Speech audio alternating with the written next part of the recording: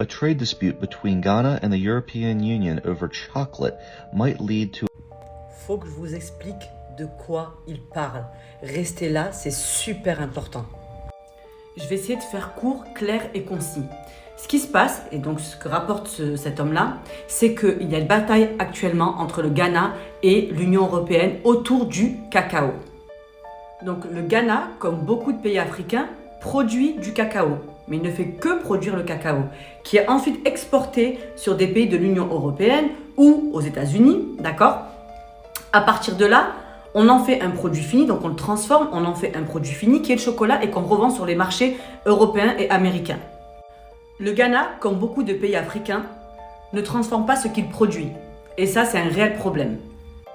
Donc ce qu'il explique, c'est que là, il y a une réelle révolution en marche. Puisque à la base, comment ça se passe? Le business model, c'est que les pays de l'Occident, si on peut dire ça comme ça, ont un business model qui est clair.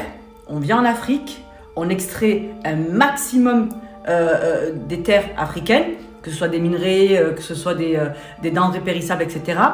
On les exporte dans nos pays, donc quand je dis nos pays, c'est l'Occident, et on les transforme. Sauf qu'aujourd'hui, la donne est en train de changer. L'Union européenne étant très gourmande, comme d'habitude, a imposé des restrictions environnementales au Ghana. Sauf que le président ghanéen s'est dit « pause, on arrête tout ». C'est là que la révolution est en marche. Et puis concrètement, que vient foutre l'Union européenne au Ghana? Il y a un truc qui n'est pas clair là.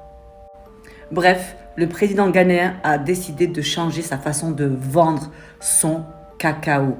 Aujourd'hui, il va garder 50% de la production et le transformer directement dans le pays.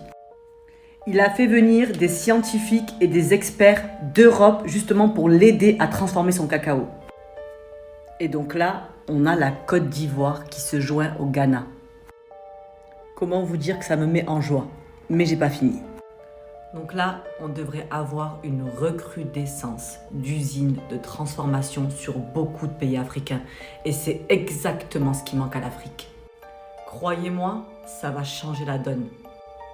Quand je vous dis qu'il faut investir en Afrique, même à petite échelle, on commence tous petits.